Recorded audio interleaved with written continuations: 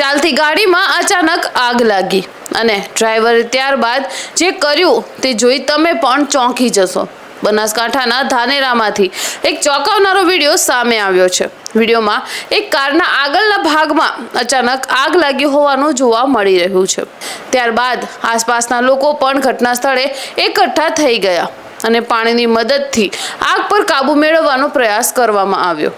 આ વિડીયોમાં કારનો આગળનો ભાગ આગના કારણે ખરાબ રીતે નુકસાન પામેલો જોવા મળી રહ્યો છે। સદનસીબે આ ઘટનામાં કોઈ વ્યક્તિને ઈજા થઈ હોવાની માહિતી સામે આવી નથી। રોડે હેડતે હેડતે ગાડી હળગી જાય તો શું કરવાનું? ડ્રાઈવરને તો નીકળવું જ પડે। જુઓ તો થરાદથી આવતી હતી ગાડી, જાતી હતી ધોંધરા બાજુ ને રા ચોકડી આગળ જઈને હળગવા લાગી એટલે ડ્રાઈવરે સીધું જ ચકલી હતી, ચકલી પાસે લઈ ગયો અને ચકલી ચાલુ કરીને નળી વળગાડીને જુઓ આગળનો ભાગ તો એ હળગી ગયો છે। ડ્રાઈવર હોશિયાર હતો એટલે સારું કર્યો, કેમ કે ચકલી ધોઈને ચકલી પાસે તરત લઈ ગયો ને આગળનો ભાગ ઓલવી નાખ્યો પોણીથી। ટાયર ઓકે છે।